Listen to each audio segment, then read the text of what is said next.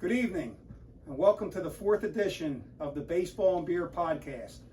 I'm your host, John Nee, and along with me tonight is my good friend, J.R. Nicholas, my beer expert for the show. Hello. Tonight we will be discussing everything Phillies, and of course, the fine sampling of beers that we will have tonight. So let's get right into it. We had a good solid opening month of the season. Phillies are the first team to 20 wins. And more importantly, they were keeping pace with the Braves in the race for the division title. Starting pitching's been pretty good, JR. Yeah, Actually, it's been great. Very good. Yeah. Been very good. Ranger Suarez starting to look like he could be an ace. I'm going to every home game that Ranger Suarez pitches. Yes, he could be the new ace of the rotation, him and Wheeler. One area of concern is Walker being reinstated into the starting rotation, because that's possibly going to cost Spencer Turnbull a spot in the rotation, as they're most likely going to move him to the bullpen. Walker was not real good last year. He did not make an appearance in the playoffs and started the season on the IR here. He was back this week, gave up 6 runs. Probably not all his fault, but that's that might weaken the rotation a little bit, taking Turnbull out of it, because Turnbull's been pretty solid so far. So Thompson may want to go with a 6-man rotation. The only problem I see with that is that takes starts away from Wheeler, Nola, and Suarez. So if they do decide to go that way, that could be that could hurt the team as well. I think you want to go with the 5-man rotation. Obviously, they're going to go with Walker for now, so hopefully he can get it together. So that's where we're at right there with the starting pitching so far. So what do we got going on here tonight, JR? We have some beers from New York. Skier, went up to ski country, coming back through Albany, New York. Went to a brewery called Fiden's, downtown Albany, and picked up a little Noah's Ark of their signature IPAs.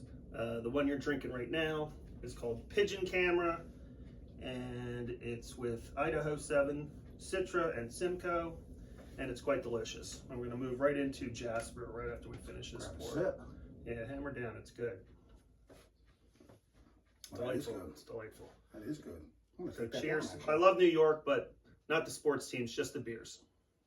Yeah. I can get behind that. Yeah. Here, you help me finish this one. I don't know if I'm allowed to say this on air, but F New York. No, you can't say that. And their teams. Not New York, their teams. Their teams. I got nothing against New York. We did have a little sampling earlier during the game of a can called Rose, another double IPA. We went kind of big during the afternoon game here. And another one called The Farmer, which has Citra and Mosaic. This was really nice. We have a couple more to try as we move along here. Work our way through. Yeah. All right. So, speaking of the bullpen, that is an area of concern for me. Alvarado, Dominguez, and Soto with the back of the bullpen. They're supposed to do the heavy lifting here.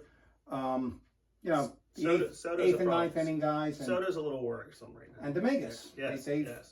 They've been awful. Mm-hmm. We're expecting a lot more from those guys. Soto did get the save today in the game. 2-1 Phillies win, but not without problems. First and third, 1 out. He did see his way out of it. But Dominguez he's been a disaster. Alvarado can be lights out sometimes, but again, he also walks people. And did his 8th inning gig. It worked out okay. We have some trouble there. So I'm okay with, Hoffman, Strom, Marte, Kirkaren have been good in the 5th, 6th, and 7th innings. Hoffman actually has a few saves this week, so that's something to keep an eye on. Maybe Strom had a couple strikeouts today. Pitched really well. So the bullpen still a work in progress. Still a work in progress. I would think. Still need to work that out. No definitive closer yet. We're going to need Hoffman right now. I think we're going to need Dominguez and Alvarado and Soto to get their act together, and we're going to need them guys closing out games. There is no definitive closer. Thompson's going by feel, matchups, what he likes. Alvarado in the 8th today, not the 9th. I thought for sure it'd be Hoffman, but he went to Soto. Right. Was a little surprised there, but they got the job done. So it's working. We got 21 and 11. Yeah, it was a hell of a road trip. Keeping pace with the Braves, most importantly for that division. So everything's working right now, even though the bullpen's been a little bit of a disaster. Another area of concern has been the bench. Thompson played a few bench players today. Here we go. Sosa played. Sosa's been good. I have nothing against what Sosa's done so far. I believe he's hitting over 300. He's been playing well, but Stubbs, Pache, and Merrifield have they've not gotten the job done yet. And quite frankly, Merrifield was signed here for $8 million to be a super utility infielder, and he's been a disappointment. I mean, possibly showing his age at 36. Well, he had a home run on this road trip. I think he's starting to see the ball a little bit better. He's playing a lot of different positions. He'll be all right. We're gonna need him. We're gonna need him. We're We're definitely gonna gonna need him. need We him. need Pache to do a little better as well. All right. So where are we at now? What do we got here? Well, I'm drinking Jasper. It's their I think it's like their signature IPA with Citra. Ooh, that's And delicious. the first time I was up there, they didn't have it in cans. I just had a sample of it and headed on my way. But it's really, really nice. I have a couple more to dig out later, maybe, well, after this podcast. let's take them out tonight. And knock that down, and I'll give you a pour of the Jasper. All right.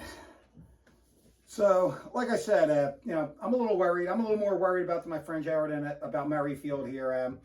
He was signed, I think, to give to give Marsh and Stott days off against tough left-handed pitching, and he needs to really pick it up. We really need him to come in with somewhere around like a 270 average, 10 or 11 homers if he's going to play, and he is going to play. He's going to get his fair share of starts, for Stott and Marsh. Not really happy about him starting for Stott. I really believe Stott's an everyday player. Stott should be playing every day. We've seen that he has sat quite a few games against tough left-handed pitching so far. So obviously that's going to continue for a while. I remember they tried that with Utley for a year back in the day, and then eventually Utley just took off. So hopefully at some point this season Stott just gets hot and Thompson just can't take him out of the lineup, and Absolutely. maybe Merrifield can get some games in left for Marsh here and there, and he could DH a game or two for Schwarber, get him a day off here and there. Maybe put him in left field again today, as we did see an appearance of Schwarber in left today. Schwarb's played left field. Nothing went bad. He pitched. He played fine. But what was he doing in there at the end of the game, John? Yeah, I would. So defensively, we're not getting a whole lot with Schwarber in left field at the end of the game. We needed Marsh or somebody else out there. Another area of concern there is Thompson's decision there. So you have a 2-1 lead. You're going to your one of your closers, Soto, in the ninth, and Marsh did pitch hit for Pache in the 8th inning. I believe Stott probably should have pitch hit for Sosa against the right-handed, since Thompson is very, very he really likes that lefty-righty matchup. But for some reason, Stott did not pitch hit. Marsh did, and entered the game in center field. I really expected Marsh to go in the left field and for Schwarber and Pache, and Rojas to show up in center field and give them their best defensive. Yeah, that's what you want at the end of the game. You want your defensive team out there at the end of the game. But again, it worked out, so we'll go from there. So and if it didn't, we'd be we'd be ripping them right now. We'd be a little more upset, a little angry. So I'd like to see the bench get a little better. I don't think that's somewhere Dombrowski has to really address late in the season. They do have some. They have a little ammunition in the minor leagues in AAA. They got a couple veterans in Jordan Lupol and David Dahl, and they got a few youngsters in Clemens and Weston Wilson. So if someone needs to be replaced, if Merrifield is injury or Merrifield just ain't putting it together, and maybe if they want to eat the bullet on that $8 million contract and maybe release him if he doesn't. It's a little premature. It is premature.